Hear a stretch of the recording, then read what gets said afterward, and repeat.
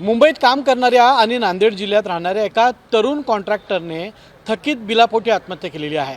माझ्यासोबत कोल्हापुरातले काही कॉन्ट्रॅक्टर्स आहेत, आपण त्यांच्याशी बातचीत करणार आहोत की खरं तर राज्य शासनानं राज्यातल्या अनेक कॉन्ट्रॅक्टरचे पैसे थकवलेले आहेत आणि त्यासाठी तुम्ही अनेक वर्ष आंदोलनसुद्धा करता। आता गजूभाऊची आत्महत्या झालेली आहे। बातमी जेव्हा तुम्हाला कळाली त्यावेळी तुमच्या मनात पहिली प्रतिक्रिया काय आली? पहिली प्रतिक्रिया अशी आली की हा चौथी आत्महत्या आहे महाराष्ट्र राज्यामध्ये। शेतकऱ्यांचं ऋण जसं चालू झालं ते हळूहळू वाढत गेले, एकदम का असं 50-100 शेतकऱ्यांनी आत्महत्या केली नाही। जसं त्यांच्या नरड्याला फास यायला लागला, ज्यांच्याकडनं पैसे घेतले, ज्या बँकेकडनं कर्ज घेतले किंवा बायकोचं सोनं तारण ठेवून त्यांनी ते काम केले, त्याला पैसे मिळत नसल्यामुळे, त्याला पर्याय नसल्यामुळे हे वेळ आलेली आहे। परवा आम्ही मुंबईमध्ये आंदोलन केलं, आझाद मैदानामध्ये आंदोलन केलं, पण आम्हाला एक दुर्दैव असं वाटते, पहिली माझी असं सगळ्या कॉन्ट्रॅक्टरना माझी कळकळीची विनंती आहे, आत्महत्या ह्या काही गोष्टीचं उत्तर नाही आहे। ज्यांनी आपल्याला या व्यवस्थेनं असं करायला लावलं त्या व्यवस्थेबद्दल भांडून आपण ते पैसे घेणं ही ते आपलं मेन काम आहे। आत्महत्या करून की घरदाराला उघड्यावर टाकून जाणं हे एक पहिला आपलं अयोग्य आहे। माझं किती बी कर्ज वाढू दे, किती विवाद वाढू दे, पण आपल्या घरात येऊन कोण आपलं मारत नाही किंवा काय करत नाही। पहिला माझं कॉन्ट्रॅक्टरना विनंती आहे की आत्महत्या हा मार्ग बिलकुल उपयोगाचा नाही आणि हा कोण करू नये। आणि दुसरं माझं असं मत आहे, सरकारमध्ये देवेंद्र फडणवीस साहेब मुख्यमंत्री व अर्थमंत्री दोन्ही खाते त्यांच्याकडे आहेत, ते अतिशय सक्षम आणि अभ्यासू आहेत। त्यांच्याकडे वारंवार हे प्रश्न येत असतानासुद्धा त्यांनी त्याच्याकडे गांभीर्याने का बघत नाहीत ही एक गोष्ट न कळणारी आहे।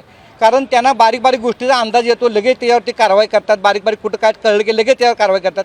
राज्यातले एवढे कॉन्ट्रॅक्टर घेऊन सातत्यानं त्या पाठपुरावा करतात, 2 वर्ष झाली, मग ते का करत नाहीत हे गणित सुटून झाले, पहिला पार्ट। आणि दुसरा पार्ट म्हणजे त्यांनी आमच्याशी टॉक केलं पाहिजे, बोललं पाहिजे समोर येऊन की बाबा मी तुम्हाला अशा पद्धतीने मदत करतो, मी ह्या बँकांना सांगतो कुठं कर तटले, तुम्ही व्याजच घेऊ नका म्हणून सांगतो, काय तर मी सांगतो, असं शासनाकडून कोण बोलायला तयार नाही। त्यामुळे आम्हाला जर दुर्दैव वाटाले हे शासन आपलं आहे का नाही आहे हा एक मनात क्लेश तयार व्हायला लागला आहे। आम्ही शासनाच्या धोरणावर वाईट बोलू शकत नाही, कारण आम्ही मायबाप एकत्र काम करतो, दोन्ही चाकं जसं सरकार म्हणजे सैनिक लढतात सीमेवर तसं आम्ही भागात काम करून सरकारला मदत करतो। पण सरकारनं थोडंसं गांभीर्य घ्यावं। ट्रेड म्हणून एक नवीन योजना चालू केली गव्हर्नमेंटने की त्यामध्ये आम्ही तुम्हाला कर्ज देऊन 6 महिने तुम्ही व्याज भरा, ते जाहीर करून पण 6 महिने झाले। जर त्याचं आज झालं असतं तर ह्या मुलाला थोडं पैसे मिळाले असते ट्रेडमधनं आणि तो सुटला असता आणि ते आत्महत्या झाले नसते।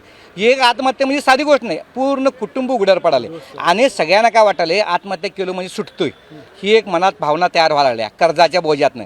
पण तसं होऊन उपयोग नाही, कारण ही भविष्यात घडवणारी पिढी आहे।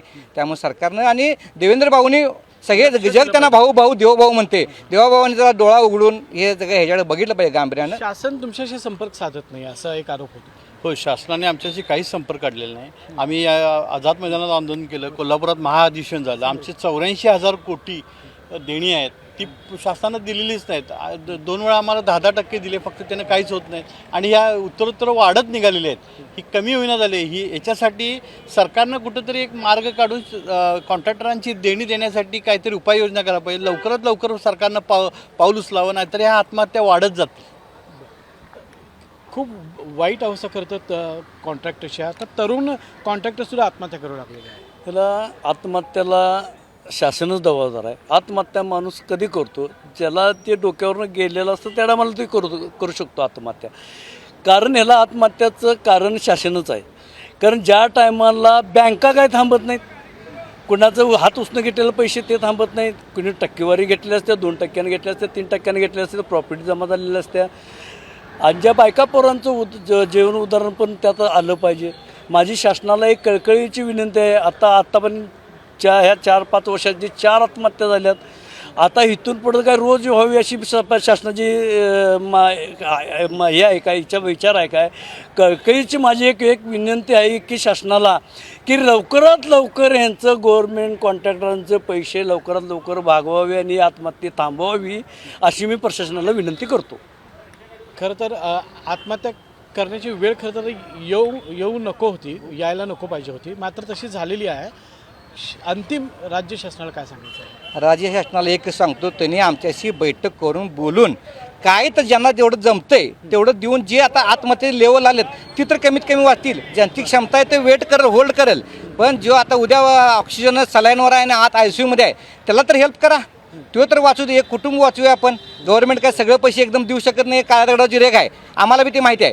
पण जे आता ऑक्सिजनवर आहेत मुलं त्यांना तर वाचवा, जी नवीन तरुण पिढी घडायला लागल्या, ज्येष्ठ कॉन्ट्रॅक्टर वेट करतो त्याला माहीत आहे सरकारचे पैसे बुडत नाहीत, पण नवीन छोटे छोटे कॉन्ट्रॅक्टर हौसेनं काम करतो तो आत्महत्या करायला लागला आहे. त्याला ऑक्सिजनवरनं काढून त्याला काहीतरी सलाईन पाणी देऊन थोडं जगवायला पाहिजे. आणि देवाभाऊ जगवतील ही आमची शेवट माफक अपेक्षा आहे. कारण आम्ही त्यांच्यासंग भांडू शकत नाही. कारण हे सगळे सिस्टीम काय झाले त्यांना बी माहीत आहे आणि लोकांना बी माहीत आहे हे कशामुळं झालं आहे.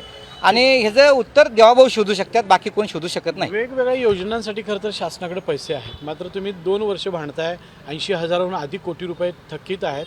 काय सांगायचं प्रशासनाला? प्रशासनाला सांगायचं की आमच्याशी संवाद साधा. आपल्याकडे जे पैसे आहेत, आता परवा GSTचे पैसे आलेले आहेत, त्यातनं आम्हाला थोडाफार लाभ द्यावा.